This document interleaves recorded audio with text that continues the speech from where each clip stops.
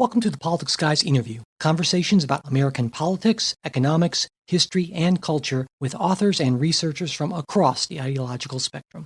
I'm Michael Baranowski, a political scientist at Northern Kentucky University. My guest today is John Sides, an associate professor of political science at George Washington University. He's the author or co-author of Identity Crisis, The Gamble, a textbook on American campaigns and elections, and many scholarly articles. He's also a founder and the editor-in-chief of the political science blog, The Monkey Cage. Today I'm talking to him about a report he co-authored for the Democracy Fund Voter Study Group, Muslims in America, Public Perceptions in the Trump Era. John Sides, welcome to the show. Thank you very much for having me. You know, before we get to the report, I was hoping you could tell me a little bit about the Democracy Fund Voter Group. It's a fairly new organization, and you're not only involved, you're also, I believe, the group's research director, correct? That's right. The Voter Study Group was created in 2016 by the Democracy Fund, which is a private philanthropic organization that works to sort of strengthen and support democracy in the United States. And the director of the Democracy Fund, Joe Goldman, and a fellow at the Ethics and Public Policy Center named Henry Olson pulled together a group of people, some scholars, political analysts, and others from across the ideological spectrum, because it was clear, at least to them in 2016, that American voters were surprising a lot of analysts, including me, and that there was more that we needed to learn. And I think that mission became more urgent after the election. And so they put together this group of people that are, attempts to be diverse with respect to a number of things, including political perceptions and views, and then charged us with finding a way to research the electorate. And we created a survey project, the Voter Study, the Views of the Electorate Research Survey, to do that. And I think the group is now we've just received our third survey, and I would anticipate that we're going to continue to try to sort of chart the electorate, heading into the 2020 election and beyond. Right, and certainly having more data, especially more good data with quality analysis, is something that we could definitely use, I would say. I'd like to sort of get into, before we get into the meat of this particular report on perception of Muslims in America, there are a couple of things that I always wonder about as a social scientist before I get into a survey. When it was conducted, and if maybe there was some kind of major event that happened that could skew the results, if it was a random sample of the population, how many respondents there were and the response rate, and also the margin of error, just kind of these basic things so I get a sense of what we're dealing with here. And so I was wondering if we could maybe walk through those things briefly before we get to your the findings. Sure. The structure of this survey is more complex than a traditional public poll. It began in 2011, 2012. As a separate project, the Cooperative Campaign Analysis Project, which was headed up by Lynn Vavreck and myself. And this was a survey that was, obviously targeted at the 2012 election and included interviews with a large number of respondents. In December 2011, about 45,000 people interviewed by the survey firm YouGov. Then after the election in 2012, we re-interviewed about 35,000 of those people. And then when the Voter Study Group got started in 2016, we decided that we would go back to these people and interview them again. And that way we could build kind of a longitudinal sense of their political preferences. We could measure whether people changed between, let's say, voting for Barack Obama and voting for Donald Trump. And so in the first survey, we interviewed about 8,000 people in December 2016. And then in this survey that is the basis for my report, we interviewed 5,000 people in between July 13th and 24th, 2017. So for this particular survey, it's a sample size of 5,000, which implies a margin of error about plus or minus 3%. and it stems from that July 2017 time period. I don't think anything happened in the middle of the survey field work that would have changed attitudes, but certainly we're looking to understand changes in attitudes over a longer time period, certainly between 2016 and 2017, but even stretching back to 2012. Right. Okay, well, and there are, I think, a number of really interesting findings. One thing in the survey, you asked respondents to rate Muslims on a 0 to 100 and a standard favorability scale, along with, there were, I believe, 10 other groups, and I'll just name them briefly for listeners: whites, Jews, Asians, Christians, blacks, Hispanics, gays and lesbians, immigrants, evangelical Christians, and feminists. Now, when you measured Muslim responses, was that Muslims in general, or does that specifically focus on Muslims in the United States? That question is asking about Muslims in general. Although, I mean, I think that a number of the other categories, like evangelical Christian, Black, Asian, Hispanic, these are framed in a way, Asian American, Hispanic American, Sure. that I think probably cue people to think about Muslims in the context of the United States, but we didn't explicitly make that clear in this particular question, in part because this is the way that this battery of questions has been asked in earlier surveys. Right, and that's important. So then what did you find there, and kind of this overview, when you compared Muslims to these other groups in terms of favorability? So the Muslims are one of the least popular of these groups.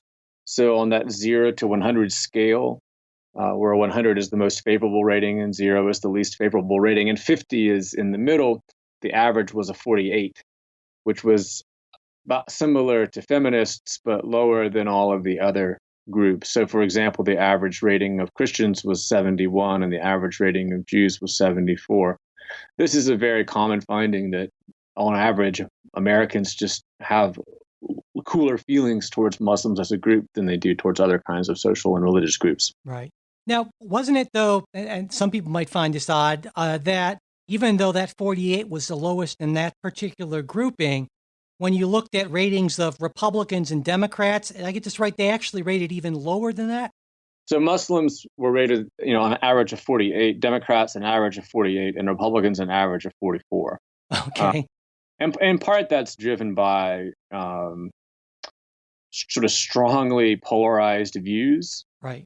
of the political parties, and I think in particular the very unfavorable feelings that people have toward the opposite party helps to drag down those averages.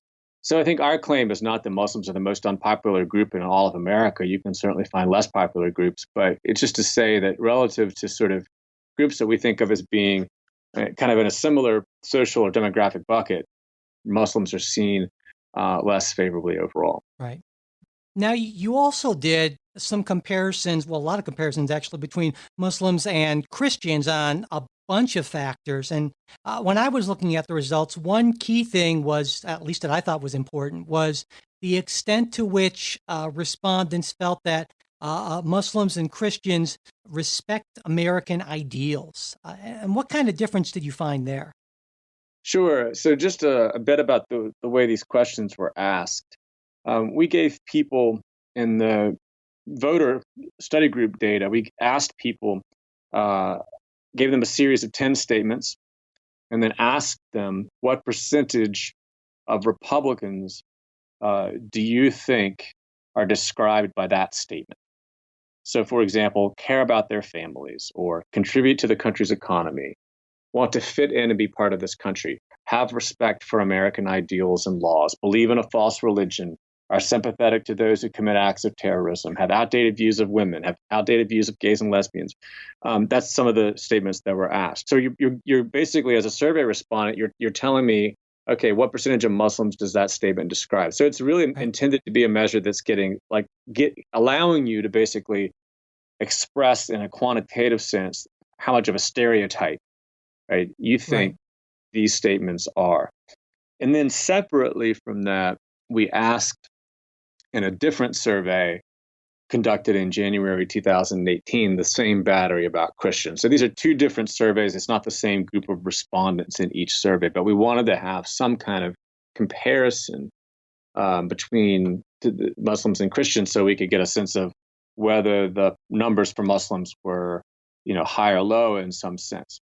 So in terms of your question, one of the things that we found is that some of the largest differences in people's perceptions of Muslims and Christians had to do with the statements about respecting American ideals or wanting to fit in with the country. So, on average, people thought that about 70% of Christians were described by one of those statements, but only about 50% or slightly above 50% of Muslims were described by those statements. And to me, one of the things that reveals about people's perceptions of Muslims is that they see them in some sense as significantly different from, I think, kind of American cultural norms or from what their perception of American identity is. And oftentimes our discourse about Muslims in this country revolves around perceptions that they're violent, that they're a terrorism risk. But I think those two statements in particular get at what may actually be a more prevalent and consequential perception of Muslims, which is just that they're not American in some important way, or at least a substantial number of them are not. Right. Aside from that, were there any other differences that you noted that, I don't know, maybe were you didn't expect or that you thought were particularly important? I think that most of the differences that we saw were consistent with what you would expect. People perceived on more Muslims on average to be sympathetic to terrorism, willing to commit terrorism. They saw, Muslims as more likely to believe in a false religion, which probably simply reflects a sense that Islam is not, in fact, a valid account of God. Muslims were also perceived to have, at a much higher rate, to have outdated views of women, although not so much outdated views of gay people. So, and that difference was smaller on average. So, in some sense, I felt like these findings were overall consistent with the idea that, on balance, Christians are viewed more favorably than Muslims. Period. But it also kind of identified, I think, the key dimensions on which people distinguish Muslims from a group like Christians. Right. Now, so far we've just been talking about respondents as a whole, how they reacted to these things. But when you broke it down by party, what sort of differences emerged when you compared Republicans and Democrats on these things?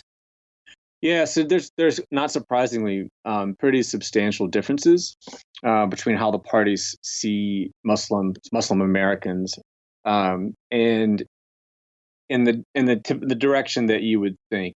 Democrats on average had more favorable views of Muslims. They were more likely to say that positive statements like want to fit in and be part of this country described a larger number of Muslims. So just to give you a couple of statistics, on average, Democrats that thought that 71% of Muslims wanted to fit in and be part of this country, but among Republicans, they thought that on average 41% of Muslims were described by that statement. So that's a 30-point gap on this crucial sort of dimension of how much Muslims in this country, many of them already American citizens, actually want to fit in and be part of the country. And on the statements that were more negative in terms of their valence, like sympathetic to those who commit acts of terrorism, on average, Republicans said that statement described, significantly more Muslims than Democrats thought. There was really only one or two dimensions where Republicans and Democrats didn't have different views. Both parties thought that a large majority of Muslims, about 2/3, were deeply religious in their everyday lives, and also sort of an equal. Republicans and Democrats perceive that an equal fraction of Republicans, about 57 to 61%, have outdated views of gays and lesbians, and so I think that's one perception of Muslims and transcends kind of partisan and ideological lines.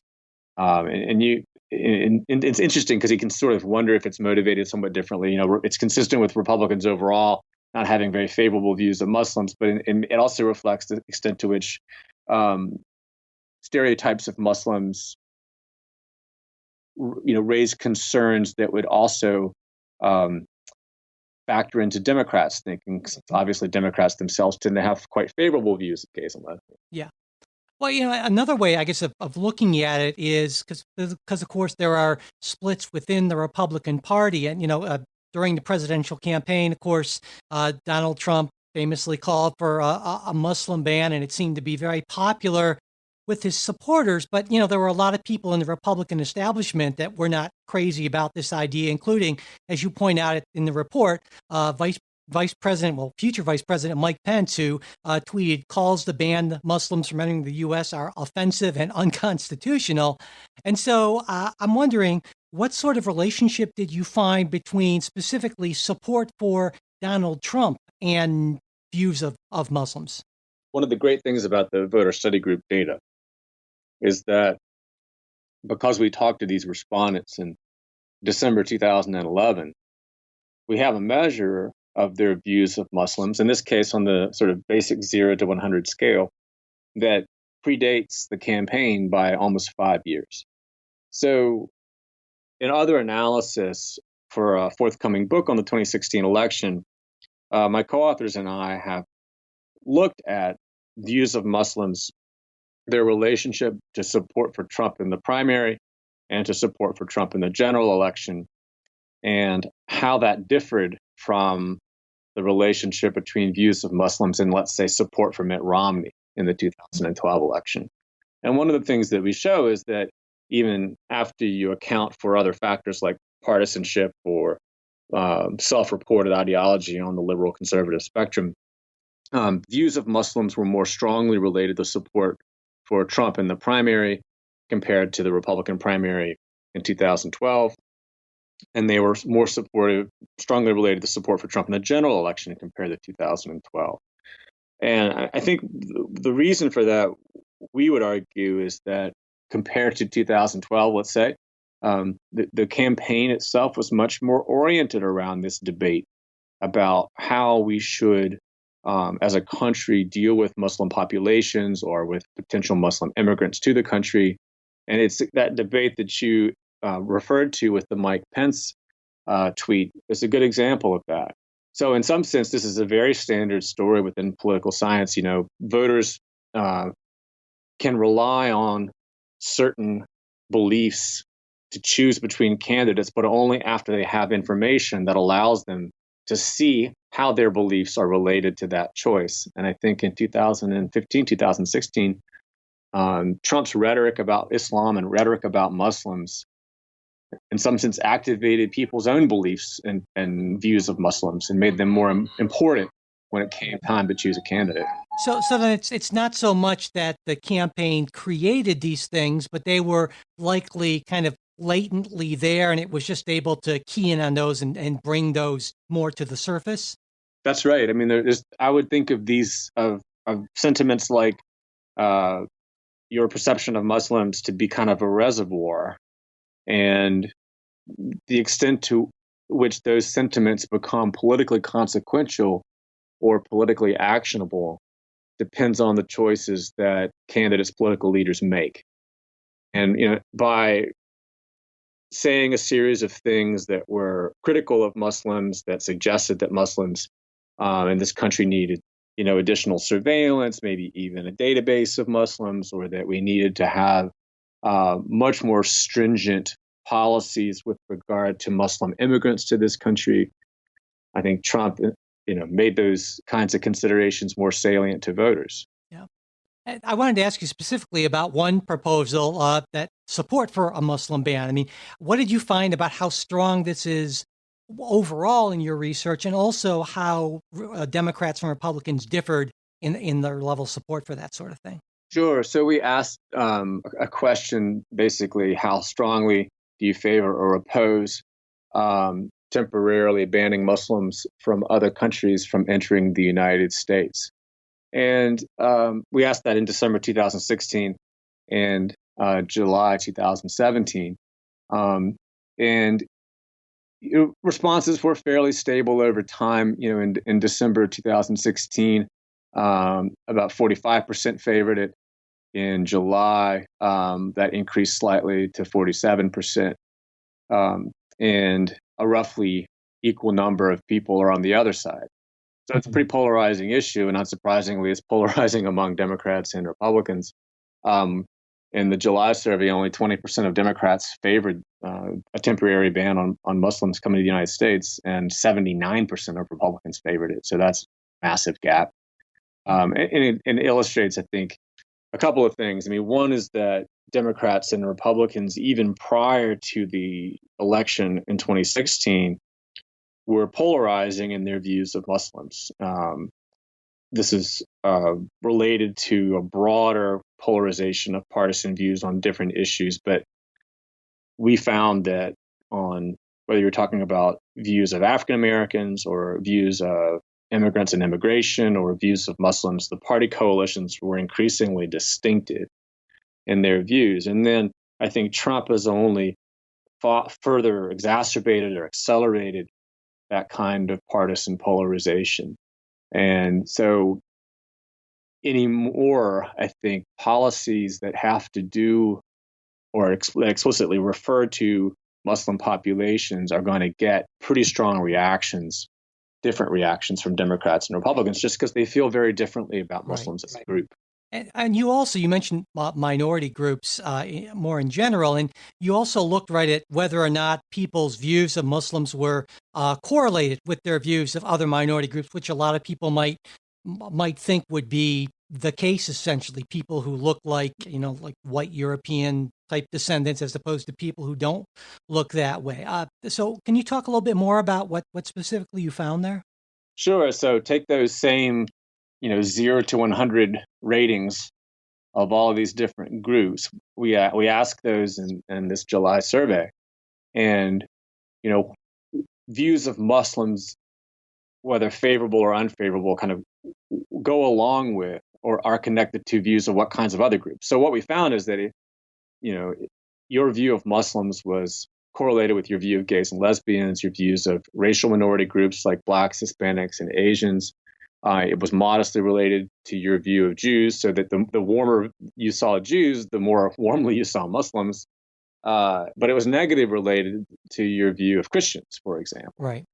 So in some sense, I think what this tells us is that people's attitudes about social groups are packaged together in fairly predictable and consistent ways. If you tend to feel favorably about one religious or racial or ethnic minority group, you tend to feel favorably about other ones. If you tend to feel less favorably about those groups, you're going to feel more favorably about majority groups like whites or Christians. So that's what we found. And then again, it's consistent with other kinds of social science research, which has found a substantial degree of consistency in people's views of different kinds of groups. Right. And most people are under the impression that this tracks with party affiliation as well, with Democrats having typically more favorable views and Republicans having less favorable views. That's right. I mean, the exceptions to that pattern would be a group like evangelical Christians, which, because of, I think, the political connotation of that term, elicits the opposite, or Republicans see them more favorably than Democrats do.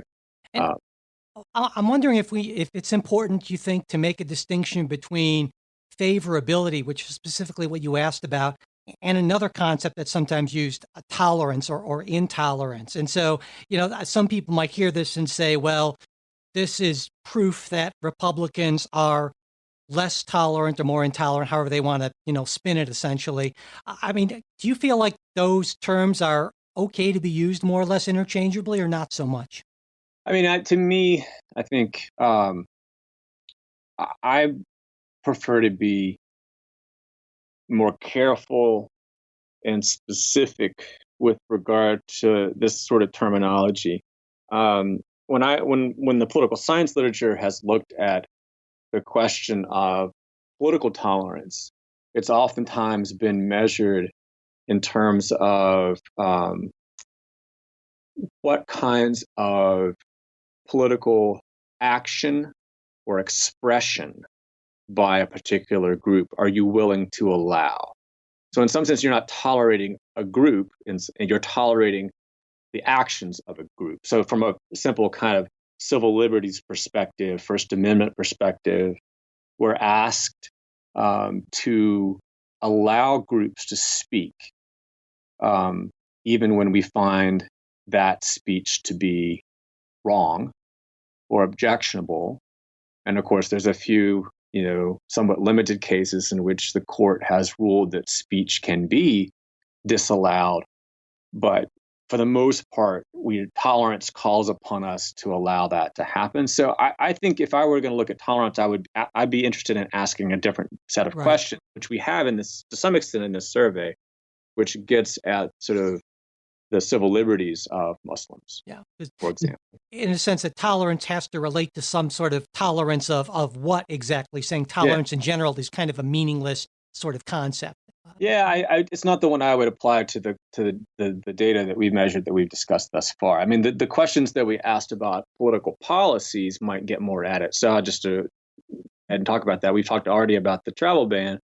But that's mostly about sort of policy toward Muslims trying to immigrate to this country or to travel to this country. The questions that we asked that were really more about the domestic rights of Muslims already living in this country. Many of whom are citizens of this country. So we asked about whether there should be increased surveillance of mosques or other places where Muslims congregate. We asked whether Muslims could be targeted at U.S. airports to ensure the safety of flights. And we also asked, and this is, of course, quite significant measure, but we asked whether you could deny Muslims who are U.S. citizens the right to vote. And, the surveillance kinds of policies, were a little bit more popular than unpopular. About 55% said that we should surveil mosques. About 52% said we should target Muslims at airport screenings, but a large percentage of people were opposed to those things. And of course, it breaks down strongly along party lines. About 16% of the respondents said that they would strongly or somewhat agree that we can deny Muslims who are U.S. citizens the right to vote. Wow. And that's a very, very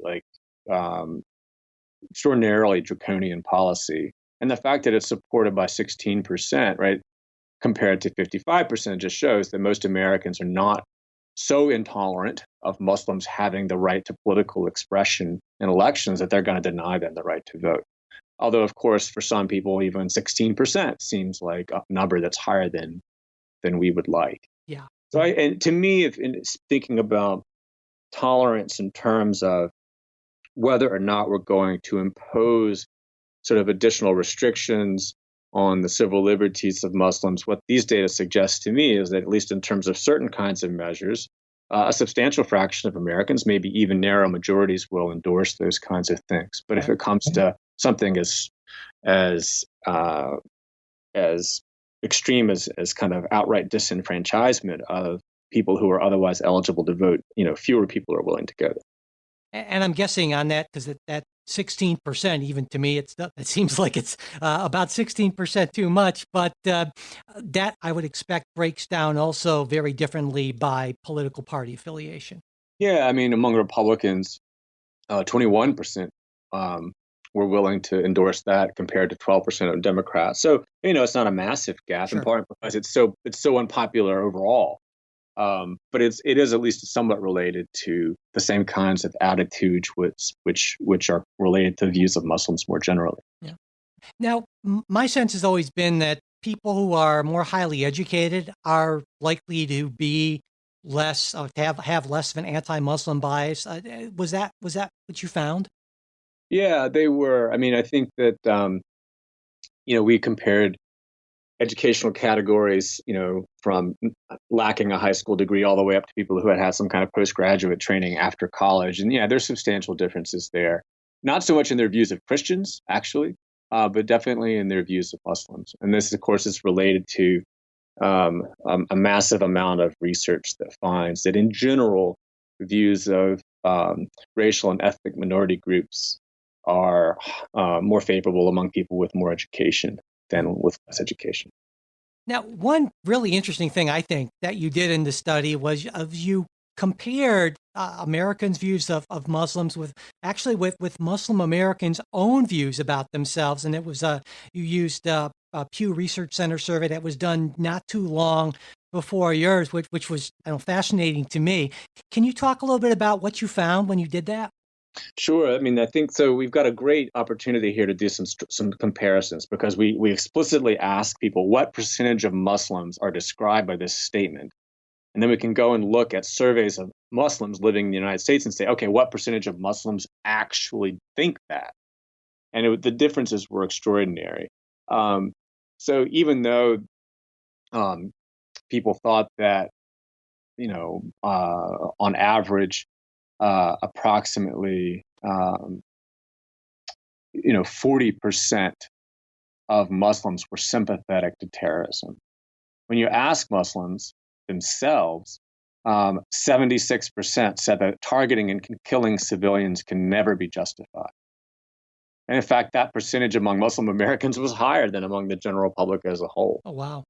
Yeah. So you can, and again, there's so many other data points that kind of contradict Americans' perceptions of Muslim Americans. The vast majority of Muslim Americans expressed patriotic views. They said they're proud to be American. They identified strongly with being an American. Muslims were no different than Protestants or Catholics in this regard. People expressed the view that many Muslims had outdated views of gays and lesbians. But in fact, a majority of Muslim Americans say that homosexuality should be accepted. The views of Muslims, again, here are only slightly different than views of Christians. So the same thing is true in terms of views of women. 72% of Muslims said that women should be able to work outside the home, which is just only slightly lower than the U.S. public as a whole. So, in some sense, I think that what's happened is that Americans' perceptions of Muslims, have just developed in isolation from the actual lived experiences and attitudes of Muslim Americans themselves. And when you put the two side by side, it's quite striking just how much Americans perceive Muslims differently than Muslims describe themselves. Yeah. And I guess this would go a little bit beyond the scope of what you asked, but it would seem to me that might be because for many Americans, their only real contact with Muslims is through the media and stereotypes and so forth, as opposed to actually knowing somebody who happens to be Muslim. And I would expect that might have a significant influence on those attitudes. Yeah, there are a number of studies of portrayals of Muslims in Western media, American and European media, including both news media, but also popular culture, entertainment, film, and stuff like that. And in general, that research finds, a lot of portrayals that are negative on balance, whether they're being portrayed as terrorists or whether they're being portrayed as sort of devious or untrustworthy. There's just not really a robust alternative image of Muslims that reaches large numbers of people on a regular basis. Yeah. And I think the point about people not knowing Muslims is also relevant here. It's a small group within the United States. You have to sort of go out of your way, to find them, at least in many communities. So I feel like there's just not a model where that would present a different picture of Muslims. One other interesting maybe point of comparison would be public views of gays and lesbians, which have grown much more favorable over time. And explaining why that's the case is not easy. It's complex, but I think we would certainly pinpoint the fact that there were prominent gays and lesbians that came forward, identified themselves as such. Ellen DeGeneres is a name that gets thrown around when she came out, which I believe was in the mid-1990s. And then in addition to that, not only do you have these high-profile celebrities identifying as gay or lesbian, but you also, increasingly have had people come out, ordinary citizens who then become known to their families or their coworkers. Right. as a lesbian. And so this is the classic story of you didn't know your uncle was gay, but then all of a sudden he told you. So that's probably helped, I think, people see gays and lesbians in a different light. Excuse me. I don't think that there's a comparable thing going on either with Muslims in the news media or entertainment media, or with Muslims in terms of who people see or know in their daily life. Yeah. Do you think that the media really kind of helps to, by what they do, kind of bolster this sort of anti-Muslim stereotypes and bias and so forth? I mean, is this like an actively, I don't know, I guess I'd call it maybe a destructive thing, or at least misinforming people? I mean, I don't think there's any obviously intentional effort to misinform people at all. I do think that the values that drive what people see as good news stories, both inside newsrooms and frankly for the consumers of news themselves, those stories often have to do with conflict, violence, crime. So I just feel like, in some sense, because sort of Islamic extremists for decades now have carried out violent acts, the sheer fact that the news prioritizes violence as something relevant means that for the most part you're going to see Muslims in the context of that violence. Yeah. And the vast majority of Muslims who don't support that kind of violence, or who live otherwise ordinary and peaceful lives, that's just not a newsworthy story for the most part. No. So it's just hard. It's been hard for an alternative to really come out. I mean, I talked to another scholar of popular culture about this report the other day, and she started to name comedians who come from sort of Muslim backgrounds, like Aziz Ansari.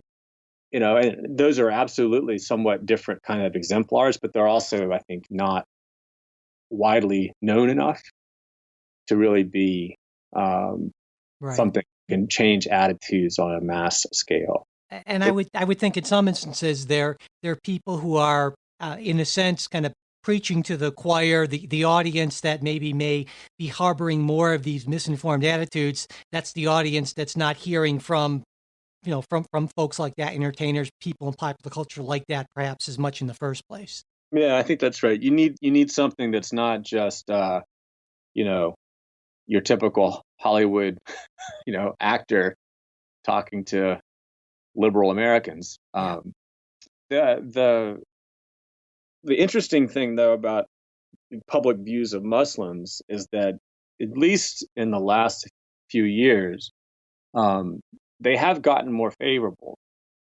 overall, particularly among Democrats. And that largely seems to be a reaction to Trump himself. So I mentioned this earlier when I said that Trump seems to have, sort of exacerbated this shift whereby Democrats and Republicans increasingly have different views about Muslims. The aggregate effect of that is to make public opinion as a whole more favorable of Muslims. So in some sense, ironically, one of the change agents here might be the president himself. But I think the problem with that shift in public opinion is it's, again, largely along partisan lines. And so it's not really building a more broad-based degree of favorability toward Muslims, which is different, again, than the pattern that you see for gays and lesbians. If you were to chart, let's say, support for same-sex marriage over time, obviously it's lower among some groups and higher among other groups, but the trends are all in the same direction. Right. For young and for old, for less educated, more educated, people of different religious backgrounds, partisanship. But among Muslims, we're still waiting to see a public opinion shift that is more broadly based and not just located among groups that are, in this case, strongly opposed to the president. Right. So, kind of pulling back and looking at all of this, do you think it would be fair or not unreasonable to conclude that there is a fair amount of, I guess some people would call it anti-Muslim racism in the United States, or is that going too far, would you say? I mean, I don't know about racism. I mean, in part because we're not talking about race per se, but sure. I think it's reasonable to call it prejudice Okay. in the literal sense that people have prejudged Muslims, prejudged in the sense that they have a view of them that is not really based on sort of extensive experience with or familiarity with either Islam as a religion or with individual Muslim people themselves. It's really based on a set of images and stereotypes which are present in culture and the news media. So I think that's true, and I think, frankly, it's a pretty significant challenge for this country, and much as it's been in Europe, because you're dealing with people who um, are different in a variety of ways simultaneously. Compare them to, say, immigrants from Mexico. Right? So immigrants from Mexico oftentimes perceived as different because of their nationality, because maybe they don't look ethnically or racially white, because they speak a different language. Um, Many of those things are also true of Muslims, but you layer on that, this religious difference, which is which sets Muslims apart from the dominant majority religious tradition of this country, dating back to the founding. So I think that's another dimension on which it becomes that makes it difficult for Americans to see Muslims as sort of kindred, even when Muslims themselves express beliefs and values which are similar to those of most other Americans. So for this reason, I think the overall integration of Muslim Americans into American political and social life is much more of a long-term project. So let me ask you about that long-term project.